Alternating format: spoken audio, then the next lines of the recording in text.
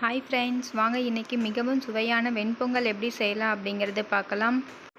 வீடியோக்குள்ளே போகிறதுக்கு முன்னாடி சிவி vlog சேனலை சப்ஸ்கிரைப் பண்ணிக்கோங்க அண்ட் பெல் சிம்பிளை கிளிக் பண்ணிக்கோங்க. வாங்க அதுக்கு தேவையான இன்க்ரீடியன்ட்ஸ் என்னென்னு ஃபஸ்ட்டு பார்க்கலாம். பச்சை அரிசி 1 டம்ளர் எடுத்துக்கோங்க. அதே டம்ளரில் பாசி பருப்பு 1/2 டம்ளர் எடுத்துக்கோங்க. நல்லா வறுத்து எடுத்துக்கோங்க. ஜீரகம் 1 ஸ்பூன், மிளகு 1 ஸ்பூன், பச்சை மிளகாய் காரத்துக்கு ஏற்ற மாதிரி எடுத்துக்கோங்க. இஞ்சி 1 துண்டு கட் பண்ணி எடுத்துக்கோங்க. கூடவே நெய் எடுத்துக்கோங்க. முந்திரி தேவைக்கு ஏற்ற மாதிரி வறுத்து எடுத்துக்கோங்க. பச்சை அரிசி பாசி பருப்பு ஒரு 10 மினிட்ஸ் நல்லா ஊற வச்சு எடுத்துக்கோங்க. ஊற வச்சுருக்கிற பச்சை அரிசி பாசி பருப்பை நல்லா கழுகிட்டு எடுத்துக்கோங்க.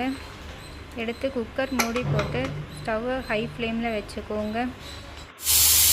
ஒரு 3 to 4 விசில் வந்ததும் ஸ்டவ் ஆஃப் பண்ணிக்கோங்க. ஒரு 5 மினிட்ஸ்க்கு அப்புறம் ஓப்பன் பண்ணி பாருங்கள். அரிசி பருப்பு நல்லா குழஞ்சி வெந்து வந்திருக்கும். இப்போ ஒரு பேனில் ஆயில் ஆட் பண்ணிவிட்டு ஜீரகம் மிளகு ஆட் பண்ணிக்கோங்க. அது நல்லா பொரிஞ்சு வர அளவுக்கு விட்டுக்கோங்க.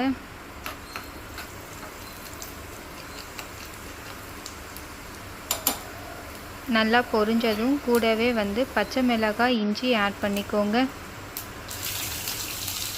ஜீரகம் மிளகு பச்சை மிளகாய் இஞ்சி நல்லா பொரிஞ்சதும் ஆல்ரெடி வேக வச்சிருக்கிற பச்சரிசி பாசி பருப்பில் இந்த தாளிப்பை ஆட் பண்ணிக்கோங்க. பாருங்கள் ஃப்ரெண்ட்ஸ், ஆட் பண்ணிவிட்டு நல்லா மிக்ஸ் பண்ணி விட்டுக்கோங்க. கூடவே தேவைக்கு ஏற்ற மாதிரி உப்பு ஆட் பண்ணிக்கோங்க. உப்பு ஆட் பண்ணிவிட்டு நல்லா மிக்ஸ் பண்ணிக்கோங்க, நல்லா குழஞ்சி வர அளவுக்கு.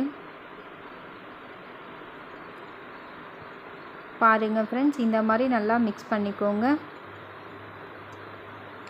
மிக்ஸ் பண்ணிவிட்டு கூடவே தேவைக்கு ஏற்ற மாதிரி நெய் ஆட் பண்ணிக்கோங்க. நெய் ஆட் பண்ணதும் கூடவே வறுத்து வச்சுருக்கிற முந்திரி ஆட் பண்ணிக்கோங்க. ஆட் பண்ணிவிட்டு நல்லா மிக்ஸ் பண்ணி விட்டுக்கோங்க. அவ்வளோதான் ஃப்ரெண்ட்ஸ், பொங்கல் ரெடி ஆகிடுச்சு. நல்லா சூடாக இருக்கிற பொங்கல் கூட ஒரு சாம்பார் சட்னி மெதுவடை வச்சு சர்வ் பண்ணுங்கள் ஃப்ரெண்ட்ஸ். ரொம்பவும் சுவையாக இருக்கும். நீங்களும் ட்ரை பண்ணி பாருங்கள்.